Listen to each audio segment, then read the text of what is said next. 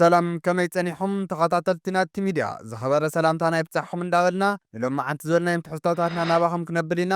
ላይክ ሼር ሳብስክራይብ ብምግባር ድማ ቤተሰብ ንኽትኮኑ ንዕድም ካቢኔ ግዝያዊ ምምሕዳር ትግራይ ተመያየጡ ውሳነ ዘዕረፈሎምን ጻውዒት ዘቕረበሎምን ወቕታዊ ጉዳያት ኣለዉ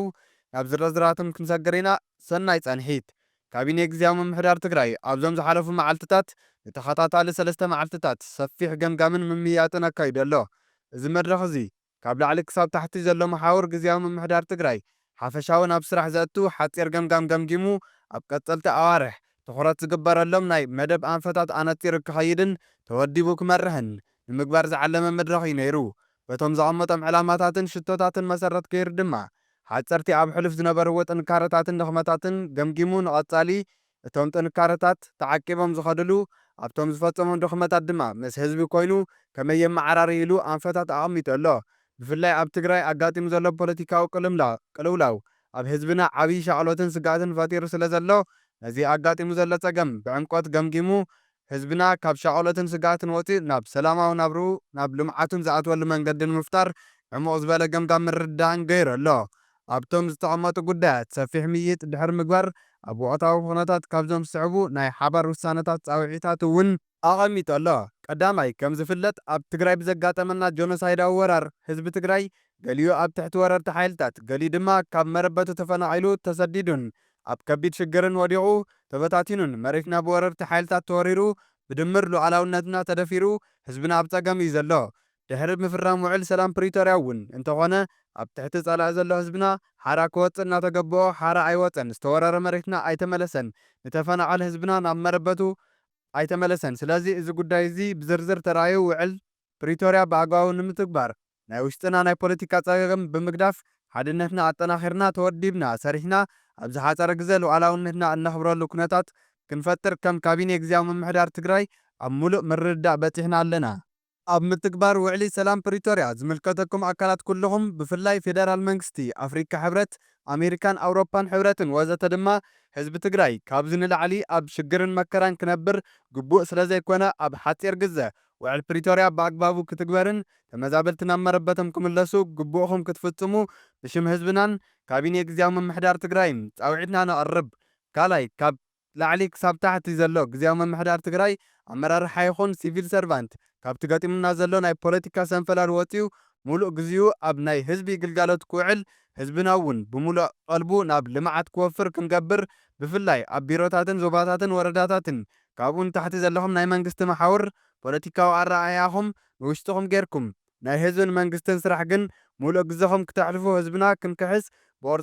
ብቁርፀኝነት ክተገልግሉ ካቢኔ ግዝያዊ ምምሕዳር ትግራይ የተሓሳስብ። ሳልሳይ ኣብ ውሽጢ ዓድን ኣብ ወፃኢ ዘሎ ህዝብናን እውን ኣብ ጎኒ መንግስትን ህዝብን ጠጠው ኢሉ መንግስቲ ከፍርሱ ምስ ዝንቀሳቐሱ ኣካላት ኣብ እንገብሮ ቃልሲ ሓጋዚ ተርኡ ክፃወትን ብፍላይ ኣብ ውሽጢ ትግራይ ይኹን ኣብ ደገ ዘሎ ህዝብና ካብቲ በቲ ዝመጽእ ዘሎ ናይ ፖለቲካ ቅልውላው ዓርሱ ክከላኸል ሰላምን ምርግጋዕን ትግራይ ንምስፋን ኣብ እንገብሮ ቃልሲ ኣብ ጎኒ ህዝብን መንግስትን ትግራይ ደው ክብል ጻውዒት ነቕርብ። ራብዓይ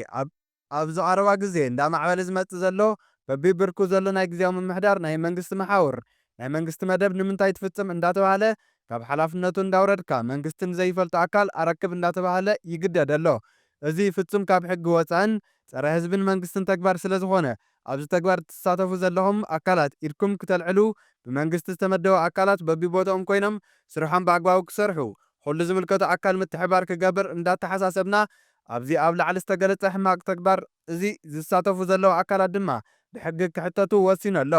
ሓምሻይ ኣብ በቢደረጅኡ ዘለዋ ኣብያተ ምኽርታትና ይፍረሳ ኢሉ ዝኣወጀ ኣካል ከምዘየለ እናተፈለጠ ግዝያዊ ምምሕዳር ትግራይ ቤት ምኽሪ የፍርስ ኣሎ ዝበሉ ዝናፈሱ ዘለዉ ዘረባታት ፍጹም ጌጋ ከም ዝኾኑ እንዳገለጽና ካቢኔና በቢደረጅኡ ዘለዋ ኣብያተ ምኽርታት ከመይ ተጠናኺረን ይቕጽላ ኢልና ከመያጥናን ኣንፈት ኣቐሚጥና ኣለና። ካብዚ ወፃኢ ዝወርድን ዝድይብን ዘሎ ኣመራርሓ ካብ ሕግን ስርዓትን ወፃኢ ስለ ዝኾነ ብዘይ ምንም ቅድመ ኩነት ደው ከብልን ስርዓት ብዘለዎ መንገዲ ክእረምን ተወሲኑ ኣሎ። ሻድሻይ ናይ መኸተ ናይ ጸጥታ ሓይልና ኩሉ ግዜ ንህልውና ህዝቢ ትግራይ ዝኸፈሎን ዝኸፍሎ ዘሎን ረዚንን ታሪኻዊ መስዋዕቲ ዓብዪ ክብሪ ዘለና ኮይኑ ሕዚ እውን ዋና ዓንዲ ሕቖ ደጀን ናይ ህዝቢ ትግራይ ከም ዝኾነ ፈሊጥና ብኹሎ መዳይ ክነጠናኽሮ ዝግባእ ዓብዪ ዓቕምና ምዃኑ ግልፂ እዩ። ይኹን እምበር ነዚ ሓይሊ እዚ ንምፍራስ በቢ እቲ ዝመፁ ዘለዉ ለመታት ከም ካቢኔ ግዝያዊ ምምሕዳር ትግራይ ኣትሬድና ከም እንቃወሞ ዝኾነ ይኹን ኣብ ናይ ጸጥታ ሓይልና ዝግበር ጸለመን መጥቃዕትን ተወዲብና ከም እንቃለሶን እንዳገለጽና ነዚ ሓይሊ እዚ ናይ ፖለቲካ መሳርሒ ንምግባር ትንቀሳቐሱ ዘለኹም ኣካላት ግን ካብ ተግባርኩም ክትቁጠቡ ነተሓሳስብ። ሻውዓይ ሓሳብካ ብሰላማዊ መንገዲ ንምግላጽ እኹልን ምቹውን ባይታ ተመቻችዩ እንዳሃለወ ህዝብና ናብ ዓመፅ ዕግርግርን ከኣቱ ቀትርን ለይትን ላሕ ዝብሉ ዘለዉ ኣካላት ብግልፂ ካብ ጸረ ሰላም ተግባሮም ክቁጠቡ እዚ እንተዘይኮይኑ ግን መንግስቲ ትግራይ ስቕ ኢሉ ከም ዘይርኢ ሰላም ትግራይ ዝዘርግ ዝኾነ ይኹን ምንቅስቓስ ካብ ዝመፀ ይምጻእ ደው ክብል ከም ዘለዎ ካቢኔ ግዝያዊ ምምሕዳር ትግራይ ወሲኑ ኣሎ። ሻምናይ ናይ ግዝያዊ ምምሕዳር ዕማማት ቀልጢፍና ወዲእና ብህዝቢ ዝተመረፀ መንግስቲ ክህልወና ንምግባር ኩሉ ዝምልከቶ ኣካል ንቐጻሊ ህዝባዊ መረፃ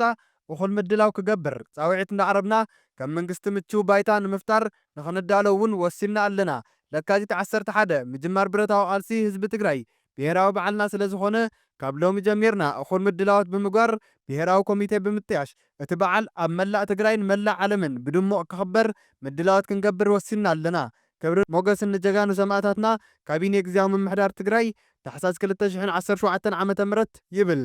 ብኻሊእ ሓበሬታ ጉባኤ ዘካየደ ህወሓት ውድብ ናጽነት ትግራይ ዝርከቡን ብሄራውያን ፖለቲካዊ ውድባት ትግራይ መራሕቲ ሃይማኖትን ዓበይቲ ዓድን እምቢ በሉ ዝብል ጻውዒት ኣቕሪቡ ግዝያዊ ምምሕዳርን ጉባኤ ዘካየደ ህወሓትን ዘውፅእዎ መግለጺ ኣዘራራ ብዛዕባ ኮይኑ ኣሎ። ክልቲኦም ኣካላት ካብ ዘውፅእዎም ነናይ ባዕሎም መግለጽታት ነናይ ባዕሎም ብዙሕ ዘይካዱ ነጥብታት እኳ እንተሃለዎም በብደረጅኡ ዘለዋ ኣብያተ ምኽርታት ተጠናኺረን ይቐጽላ። ናይ መኸታ ሓይልና ዝኾነ ሰራዊት ትግራይ ንምፍራስ ኣብ ልዕሊኡ ዝግበሩ ዘለዉ ወፍሪ ጸለመታት ኣትሬድና ንቃወምን ንቃለስን ዝተመዛበለ ህዝብና ሕገ መንግስታዊ ግዛትናን ናብ ቦትኡ ንክምለስ ንፌደራል መንግስቲ ጣውዒት ነቕርብ። ለካቲት 11 ብዝደመቐ ጽምብል ንምብዓል ብሄራዊ ኮሚቴ ኣጣይሽና ምድላዋት ክንገብር ኢና ዝበሉ ሓበራዊ ነጥብታት ግን ተስማዕሚዖም ኣለዉ። ዶክተር ደብረጽዮን ገብረ ሚካኤል ዝምራሕ ጉጅለ ነቲ ናይ ስልጣን መናሓንሕቱ ብኣይተ ጌታቸው ረዳ ዝምራሕ ብእምቢታ ከኣልዮ ከም ዝተበገሰ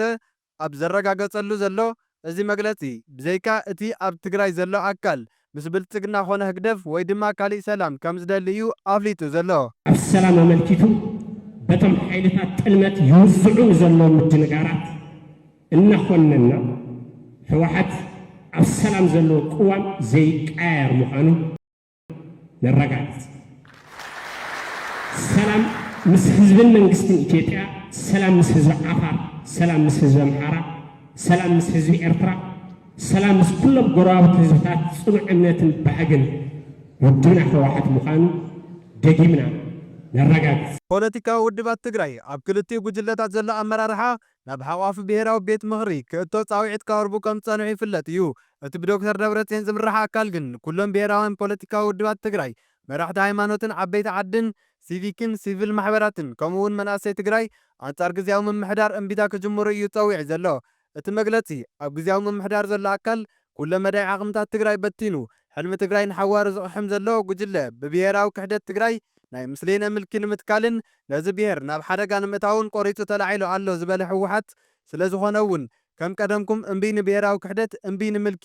እምቢ ንብተና ኢልኩም ብስብረት ተላዒልኩም ዓድኹም ካብ ዝተደገሰላ ጥፍኣት ከም እተድሕኑን ተኣማመን። ላዕለዎት ኣመራርሓ ውድብና ህዝባዊ ወያነ ሓርነት ትግራይ ድማ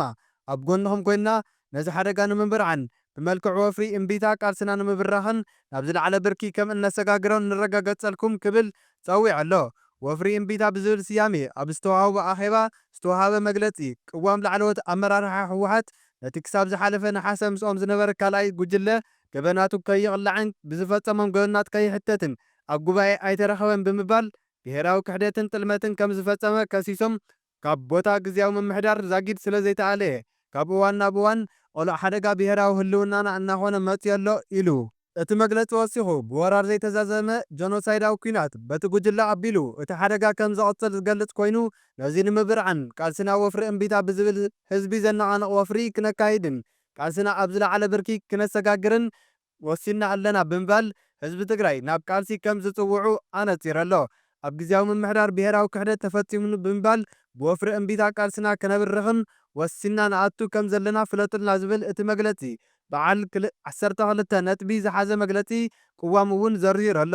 ክልቲኦም ሓይልታት ካብ ስልጣን ወጻኢ ዘፈላሊ ካሊእ ጉዳይ ብዛዕባ ምህላዎም ዝምልከት ሓንቲ መዓልቲ እኳ ፊት ንፊት ብሓደ ኮፍ ኢሎም ንህዝቢ ከረድኡ ዘይተረኣዩ ኮይኖም እቲ ናይ ሕዚ መግለፂ ግና ናይ ስልጣን ዘይምቅድዳው ወይ ኣብ መንጎ ውልቀ ሰባት ዘሎ ባእሲ ኣይኮነን ክብል እዩ ገሊጹ ዘሎ። ስምምዕ ፕሪቶርያ ካብ ዝፍረም ንድሓር ብፍላይ ክልቲኦም ጉጅለታት ብዝፈጠርዎ ናይ ስልጣን ንሕንሕ ህዝቢ ትግራይ ሰላም ሓሪምዎ መዓልታዊ ዝመት ይዕመት ይቕተልን ከም ዘሎን መንእሰይ ትግራይ ተስፋ ቆሪጹ ይበታተን ኣብ ዘለሉ ወቕቲ እቲ ናይ ሕዚ መግለፂ ግን ኣብ ውሽጢ ትግራይ እቲ ዝጸንሐ ናይ ስልጣን ወጥሪ ብእንቢታ ተዓጂቡ ከም ዝቕጽል ብምርግጋጽ ሰላም ምስ ህዝብን መንግስትን ኢትዮጵያ፣ ሰላም ምስ ህዝቢ ዓፋር፣ ሰላም ምስ ህዝቢ ኣምሓራ፣ ሰላም ምስ ህዝቢ ኤርትራ፣ ሰላም ምስ ኩሎም ጎረባብቲ ህዝብታት ጽኑዕ እምነትን ባህግን ውድብና ህወሓት ምዃኑ ደጊምና ንረጋግጽ ክብል እዩ ተራእዩ ዘሎ። ክልቲኦም ጉጅለታት ብሓደ ኣብ ዝነበረሉ ወቕቲ ስምምዕ ፕሪቶርያ ኣብ ክንዲ ንኹሉ ዝሓቖፈ ዘላቒ ሰላም ብዘውሕስ መንገዲ ካብቲ ስምምዕ ዝምንጩ መንግስቲ ዘጣየሽሉ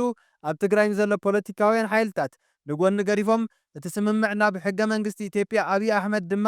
ላዕለዋይ ገባሪ ሓዳጊ ሹመት ፕሬዝደንትነት ዝገብር ቬቶ ፓወር ክህልዎ ብምፍቃድ ቃልሲ ህዝቢ ትግራይ ክጭወክ ከም ዘይገበሩ ኣብቲ ናይ ሕዚ መግለፂ ውዕል ፕሪቶርያ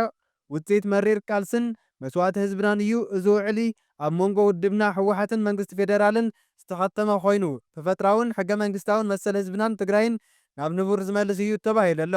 እቲ መግለፂ ብሓይሊ ህዝብናን ሉዓላውነትናን ዝጎብጡ ወረርቲ ሓይልታት ኣይወፁን ብምዃኑ ህዝብናን ሉዓላውነትናን ሓራ ኣይወፀን፣ መሬትና ኣይተመለሰን፣ ተመዛበልትና ዝተሰደዱ ወገናትናን ናብ መረበቶም ኣይተመለሱን፣ ሰላምን ጸጥታን ትግራይ ኣይተረጋገፀን። በቲ ጆኖሳይዳዊ ኩናት ዝዓነወት ትግራይ ናይ ዳግመ ሕዌት መደባት ብስሩዕ ኣይተመርሑን፣ ነቲ ኣብ ትግራይ ዝበፅሐ ዕንወት ዝምጥን ስራሕ እውን ኣይተጀመረን ብምባል እዚ ክመርሕ ዝተጣየሸ ግዜያዊ ምምሕዳር ትግራይ ድማ ኩሉ መደባቱ ራሕሪሑን ነቲ ብሄር ጠሊሙን ነዚ ውዕል ብኣግባቡ ንክፍጸም ንዝቐረቡ ሕቶታት ምፍራስ ውዕሊ ፕሪቶርያ ኣምሲሉ የቕርቦም ኣሎ ዝብል ክሲ እውን ብምቕራብ መንግስቲ ፌደራል ነቲ ውዕል ከይሸራረፈ ክፍጽም ሕዚ እውን ኣጥቢቕና ንሓትት ኢሉ ኣሎ። ኣስዒቡ ድማ ተመዛበልትናን ናብ ሱዳን ዝተሰደዱ ወገናትናን ውሕስ ሰላምን ድሕንነቶምን ተረጋጊጹ ናብ መረበቶም ክምለሱ ንመንግስቲ ኢትዮጵያ እንዳጸዋዕና ንሕና ላዕለዎት ኣመራርሓ ውድብና ህወሓት ድማ እዚ ውዕል ከይተሸራረፈ ክፍጸም ብትራት ክንቃለስ ኢና ወሲና ኣለና ኢሉ ኣሎ። ኣመራርሓ ግዜያዊ ምምሕዳር ትግራይ ክፍጽሞም ዝተዋህቦም መደባት ሙሉእ ንሙሉእ ወዲቖም እዮም ዝበለ እቲ መግለፂ እቲ ጉባኤ ዘካየደ ህወሓት ነዚ ናይ ምትዕርራይ መሰልን ግቡእን ስለ ዘለዎ ኣብዚ ብሄር ኣንጸላሊል ንዘሎ ሓደጋ ህልውና ንምብርዓን ናብ ድርድር ዘየእቱ ዝተወሰነን ቅያር ነጥቢ ክብል ኣብሪህ ኣሎ። ሰራዊት ትግራይ ብሽም ዲዲኣርን ካልኦት ናይ ምድስካል መንገድታትን ኮነ ተባሂሉ ክብተን ተበይኑሎ ኣሎ ዝበለ መግለፂ ህወሓት እዚ ናይ መኸተ ብሄራዊ ዓቕምና ብዝተፈላለየ መንገድታት ንምብታንን ንምድስካልን ይግበሩ ንዘለዉ ወፍሪ ጸለመ ናይ ተግባር ምንቅስቓስ ኣትሪርና ንኹንን ድማ ኢሉ ኣሎ። ክቡራት ተኸታተልቲ ንሎማዓንቲ ዝበልናዮም ትሕዝቶታትና ነዚኦም መስሉ ነይሮም። ስለ ዝተኸታተልኩምና ኣዝና ነመስግን። ላይክ፣ ሼር፣ ሰብስክራይብ ብምግባር ድማ ቤተሰብ ንኽትኮኑ ንዕድም። ብኻሊእ ትሕዝቶ ክሳዕ ንራኸብ ድማ ሰናይ ጻንሒት።